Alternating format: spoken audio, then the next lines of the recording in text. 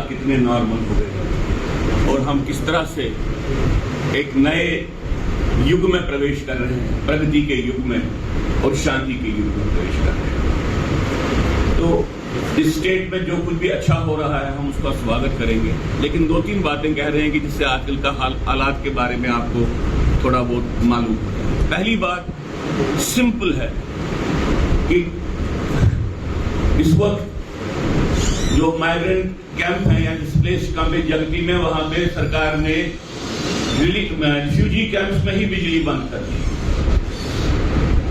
दूसरी बात, एक ऐसे समय में जहां पे आतंकवाद बड़ा कैलकुलेटेड ऐसे लोगों को टारगेट कश्मीर में कर रहा है कि जिससे उनका पूरा परिवार ही खत्म हो जाए। तो आपके सामने जम्मू के दीपू की हत्या है और उस हत्या के बाद जो उनके घर के हालात हैं उनके बारे में भी आपने संज्ञान लिया होगा। तीसरी बात, हाल ही में यहाँ पे 12th के पेरेंट्स ने प्रेस कॉन्फ्रेंस के माध्यम से लोगों को बताया कि भैया जो ये रिजल्ट निकले इसमें जो त्रुटियां हैं और वो रिव्यू के प्रोसेस में लगभग पहले साइकिल में तो 300 पास हो गए, दूसरे साइकिल में 150 से भी ज्यादा पास हो गए। तो ये कैसा एक एग्जामिनेशन हुआ है कि ऐसी सरकार जो अपनी ईमानदारी का दम भरती है। ऐसे माहौल में हम आज ये प्रेस कॉन्फ्रेंस कर रहे हैं। मैं बहुत जिम्मेदारी के साथ ये कहना चाहता हूं कि हम कश्मीर हर एक डेवलपमेंटल प्रोसेस, हर एक डेवलपमेंटल जो भी यहाँ के लोगों की बहबूदी के लिए हो उसका स्वागत करती है। लेकिन एक बात सरकार को चेताना चाहती है, टूरिज्म के माध्यम से टेररिज्म को डिफीट नहीं किया जा सकता। ये दुनिया के हर एक हिस्से में ये एक रियलिटी है। ये पिछले 20 साल 30 साल का जो अंतर्राष्ट्रीय आतंकवाद का एक एक्सपीरियंस है उसके बेसिस पे मैं कह रहा हूं। हाल ही में यूनाइटेड नेशंस में जो अफगानिस्तान पे जो वहां पे उन्होंने कमेटी बनाई है अफगानिस्तान में सैंक्शंस के लिए, उसने अपनी रिपोर्ट दी और उस रिपोर्ट में उसने कहा कि तालिबान और तालिबान के साथ जो समर्थित अलकायदा और बाकी आतंकवादी शक्तियां हैं उनका बोलबाला इस रीजन में बढ़ रहा है और उसके कारण इस पूरे रीजन में खतरा होगा।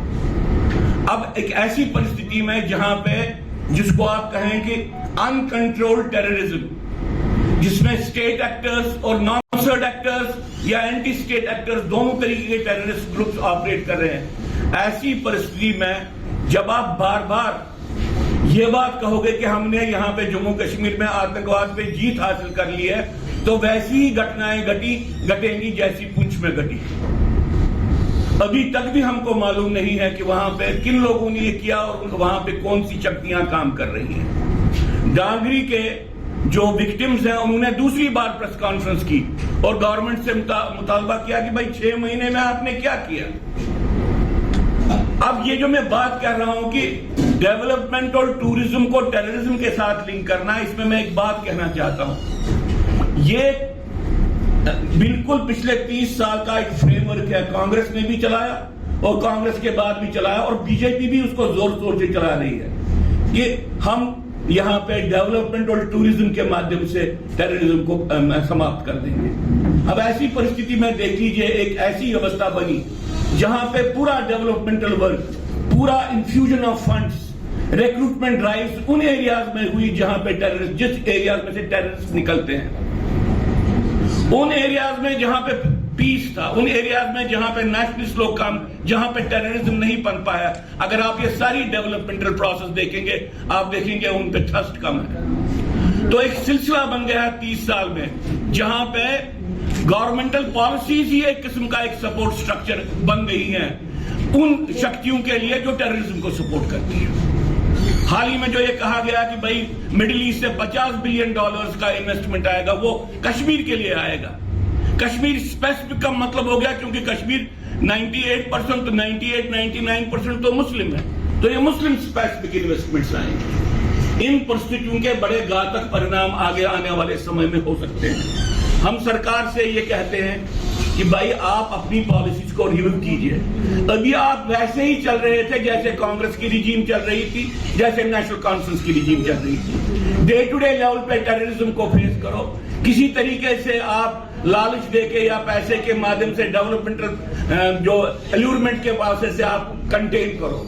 लेकिन आपने देखा कि अब टेररिज्म का रूप बदल रहा है और खुद सिक्योरिटी फोर्सेस बोल रहे हैं कि एक हाइब्रिड टेररिज्म आया है।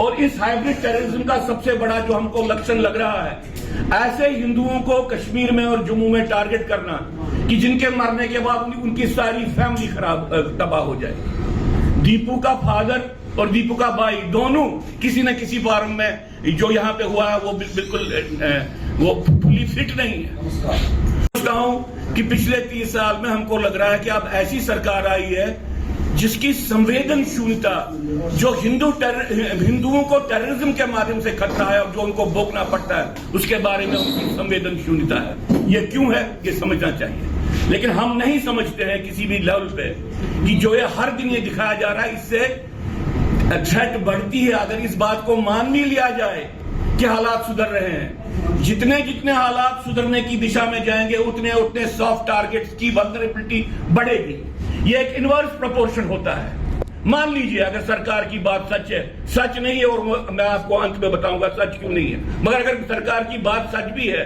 कि टेररिज्म कम हो रहा है तो उनको मालूम होना चाहिए कि जो कम हो रहे टेररिज्म में यहाँ के आम सॉफ्ट टारगेट्स को सबसे ज्यादा खतरा है। और दूसरी बात मैं आपको कहना चाहता हूँ, हाल ही में आर्मी के जनरल ने यह कहा कि भाई टेररिज्म एक लोवेस्ट नंबर्स पे है। मैं उन आर्मी जनरल से पूछना चाहता हूं आपके माध्यम से ही, आज 2 महीने पहले कहा गया था कि J&K में 250 टेररिस्ट, कुछ दिन पहले अखबारों में आया सिर्फ डोडा में 250 टेररिस्ट एक्टिव है। ये क्या आपने 2 महीने में 130 टेररिस्ट को मारा? अगर नहीं मारा तो आज आपका नंबर 133 या 38 कैसे आ गया? खुद तो सोचे, वो सिक्योरिटी अपरेटस के लोग ऑफिसर खुद सोचे। इससे डिल्यूजन होता है, इससे डिसइंफॉर्मेशन होती है, ये सत्य नहीं है। और इसलिए सरकार से हम आग्रह करते हैं कि भाई 2-3 बातें करें। एक, जम्मू कश्मीर में जिनोसाइड और जो वायलेंस है हिंदुओं के खिलाफ वो बढ़ सकती है, उसके खतरे बढ़ रहे हैं। दूसरी बात जो मैं कहना चाहता हूं कि यहां पे नार्को टेररिज्म बढ़ रहा है, कम नहीं हो रहा है, उसका संज्ञान ले ले। और सबसे ज्यादा उनको मैं कह रहा हूं कि जो आप कह रहे हैं, जिस तरह से आप पब्लिसिटी कर रहे हैं, उससे जम्मू कश्मीर में सॉफ्ट टारगेट्स की वल्नरेबिलिटी बढ़ रही है। ये 3 निवेदन सरकार को हमारी तरफ से हैं, क्योंकि हम बड़े सीरियस यहाँ पे सीरियसली पिछले 30 साल से टेररिज्म को स्टडी भी करते आ रहे हैं और जेलते भी रहे हैं। ठीक है।